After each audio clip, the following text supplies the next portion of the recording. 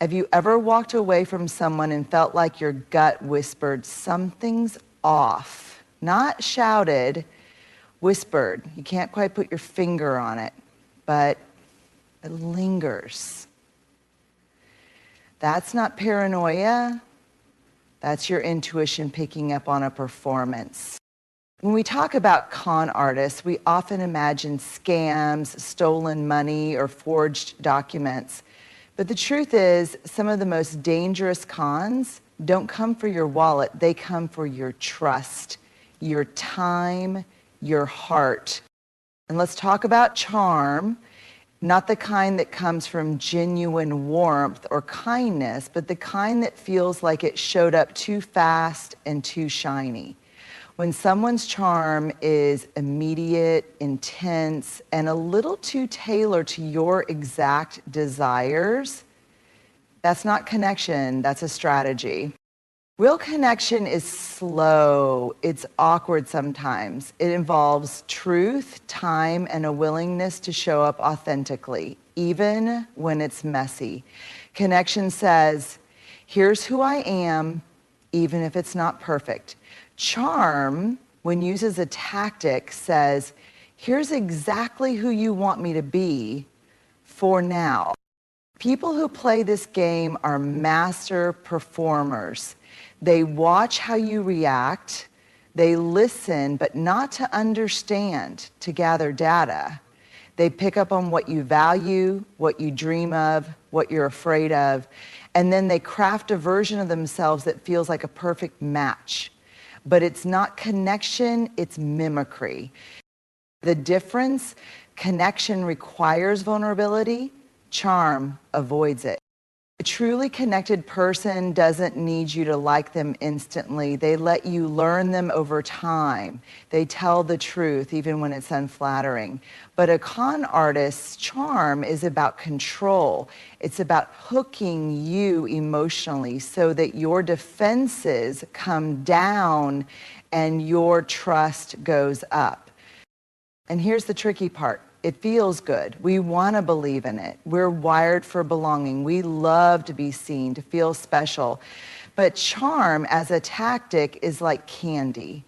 Sweet at first, but with no nourishment. And if you rely on it, you'll end up empty, confused, and wondering how you got fooled. If someone's presence feels intoxicating, if it's all compliments and flattery and fast intimacy, pause. Ask yourself, what do I actually know about this person? What have they shown me, not just said to me? Because charm might open the door, but it's character that keeps it open. And if all they're offering is a polished version of themselves, no edges, no depth, no substance, you're not in a connection, you're in a con. At first, their stories might seem impressive, almost too impressive. Maybe they tell you about a wildly successful business they built from nothing, a string of high-profile connections, or the intense personal tragedies they've overcome. You're captivated. You find yourself thinking, wow, this person has really lived. But give it time and you'll start noticing the cracks. Con artists rely on storytelling as a primary tool of manipulation, but unlike honest storytellers who speak from real experience, messy, complicated, flawed, a con artist's stories are curated, tailored, built to elicit admiration, sympathy, or both. And more importantly, they're often not true. At least not entirely. And what makes them so dangerous is how skillfully they weave truth with fiction. Just enough real detail to keep your suspicion down, but just enough fabrication to serve their goals. Their timeline might shift, the facts might blur. Ask them to repeat something they told you last week, and suddenly the details don't quite match. At first, you might brush it off. Maybe I misheard, maybe they're just tired, everyone forgets things. That's exactly what they count on, your willingness to rationalize inconsistencies. But here's the difference between a storyteller and a manipulator. A storyteller invites curiosity. A manipulator avoids it. When you ask clarifying questions, wait, when was that again? Or what happened next? Someone who's telling the truth might pause, reflect, and answer sincerely.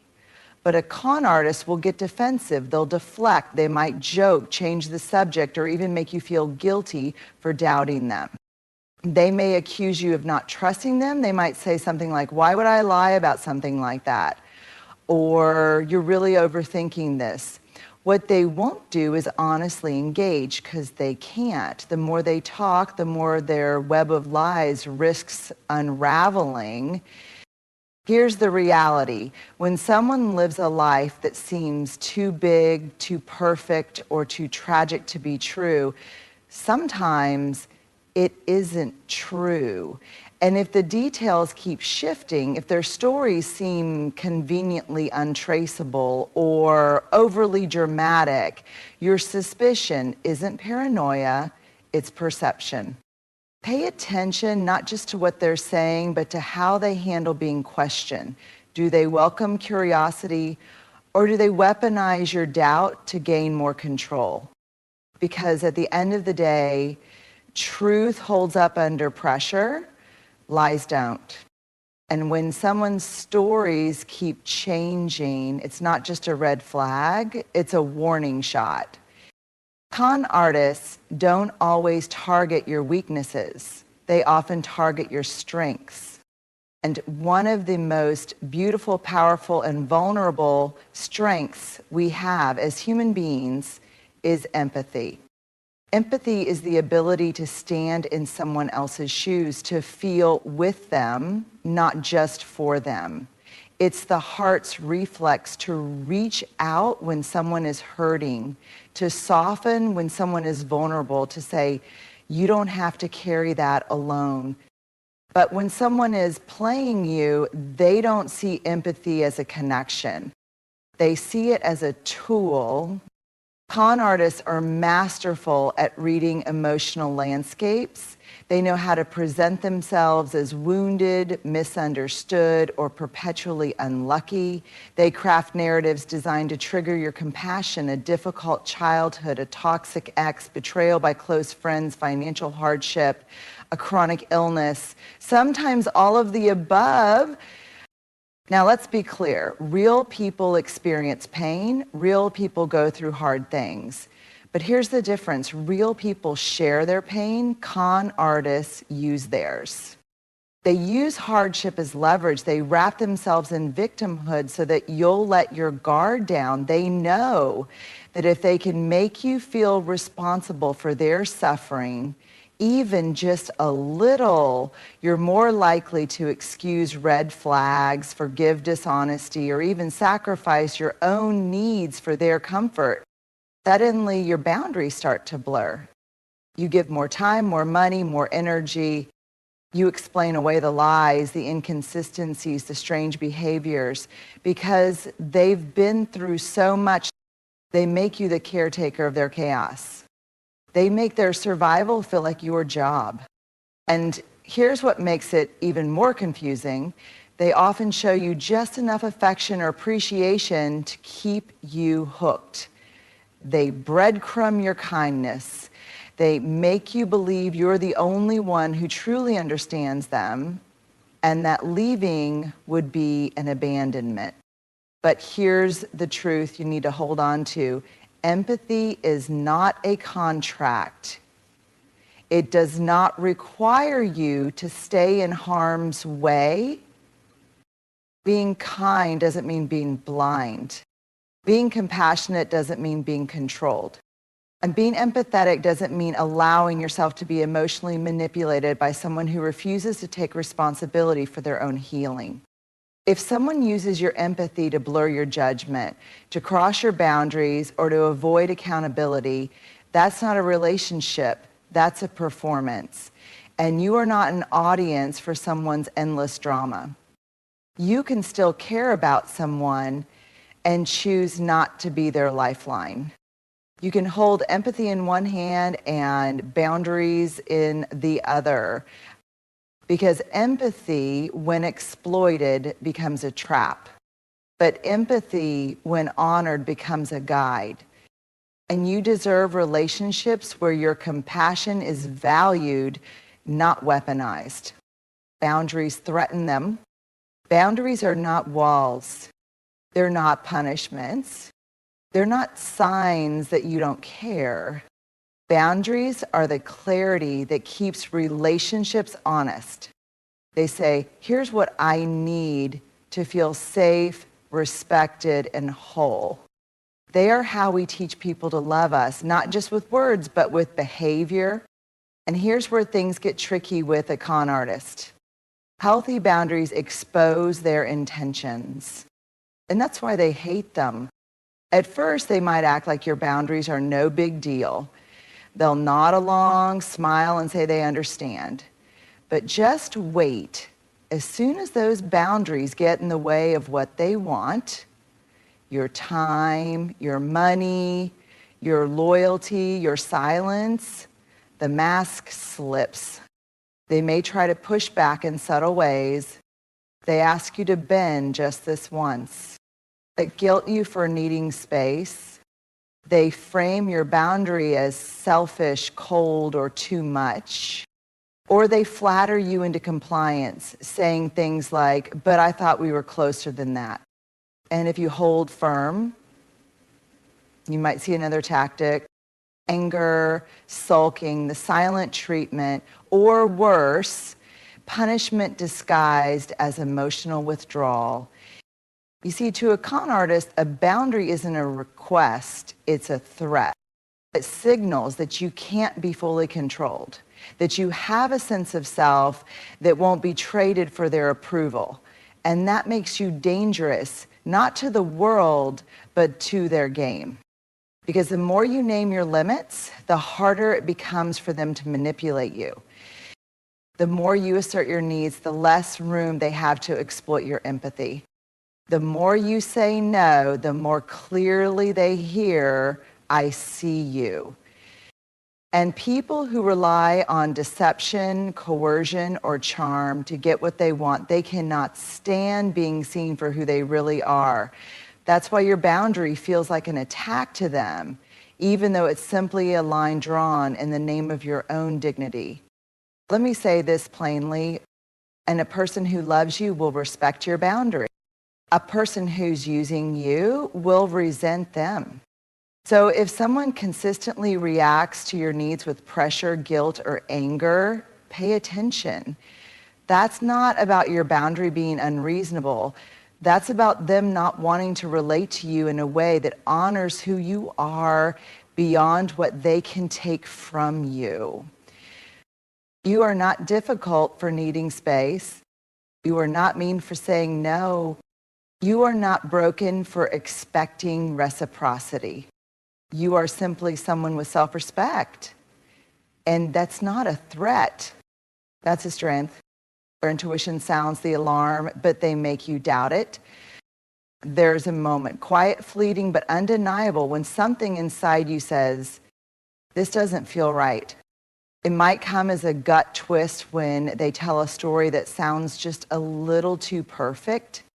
A flicker of confusion when they react too strongly to a simple question, a silent pause in your chest when you're alone, replaying the conversation, wondering why you suddenly feel small or unsure. That moment, that's your intuition. It's not loud, it doesn't always come with evidence, but it's wise, and it's trying to protect you. Here's the truth. Your body often knows before your brain can explain. Your nervous system picks up patterns, tension, inconsistencies, emotional shifts, and starts sending you signals, a feeling of unease, subtle anxiety, a pull to step back and assess. But when you're dealing with a manipulator, especially a skilled one like a con artist, they don't want you listening to yourself. They want you listening to them. So what do? They make you doubt that inner voice. They say things like, you're too sensitive. You always overthink everything. Why are you being so paranoid? You're imagining things. Don't you trust me? And over time, you start to wonder if maybe they're right. You stop asking questions. You quiet your doubts. You override your instincts, not because you're naive, but because you want to believe them. You want the connection to be real. You want the narrative to make sense. You want to be wrong about the red flags. Because being wrong about someone you trusted feels painful. But being right and knowing you ignored the signs can feel worse. Here's the dangerous magic of a con artist. They don't just deceive you, they teach you to distrust yourself. And that's what gives them power. But you don't have to stay in that loop. Rebuilding trust in your intuition is not about certainty. It's about curiosity. When something feels off, you don't have to prove it immediately. You just have to pay attention. You have permission to pause, to gather more information, to ask follow-up questions, to listen to what your body and your instincts are telling you, even if someone else is insisting you're wrong. Because real love, real connection, real truth, they don't fear your questions, they don't punish your perception, and they honor it. You don't need a smoking gun to trust your gut. You just need the courage to stop explaining it away. So if your body says pause, pause. If your chest tightens around their words, listen. If your sleep feels disrupted after seeing them, wonder why. And your intuition is not dramatic. It is not irrational. It is not something to be silenced. It is your oldest form of knowing, and it rarely lies. And the people who love you, truly, honestly love you, will never need to convince you to ignore it. Trust is one of the most sacred things we can offer another person. It's not a transaction. It's not a checkbox. It's a process built slowly through consistent truth, vulnerability, and mutual respect. But a con artist doesn't want to earn your trust. They want to bypass it. They don't want to walk with you through the awkward, beautiful, necessary journey of becoming known. They don't want to be questioned. They don't want to be challenged. They want access fast, full, unquestioned. And when you hesitate, when you slow things down or ask for space, they take it personally. That's when the pressure begins. They might say things like, why don't you trust me? I've done nothing wrong. This is about your past, not me. If you don't believe in me, what's the point of this relationship? Notice how those words aren't about building understanding. They're about silencing your uncertainty. It's not about showing they're trustworthy. It's about making you feel guilty for needing time, discernment, or boundaries. But here's the thing. Anyone who rushes trust doesn't deserve it. Because trust, real trust, isn't something we owe people just because they ask for it. It's something they earn through their actions, by being consistent even when it's inconvenient, by telling the truth even when it's hard, by respecting your boundaries even when they wish you didn't have them, by making room for your voice even when it challenges theirs. When someone demands your trust without offering transparency, accountability, or emotional safety, that's not trust. That's coercion. And coercion dressed up as closeness will always lead to confusion, disconnection, and pain. If you ever find yourself in a relationship, romantic, professional, familial, or social, where someone is constantly asking you to just trust them, but refusing to earn that trust through aligned behavior, pause. Ask yourself, Is this person truly committed to building something mutual, or do they just want control over how I perceive them? Because people who are honest, grounded, and sincere have no problem taking the time to show you who they are. They have nothing to hide and nothing to rush. They understand that trust isn't given by force. It grows in the soil of respect, honesty, consistency, and mutual care. And anyone who truly wants a relationship with you, not a performance, not a transaction, will be patient enough to build it.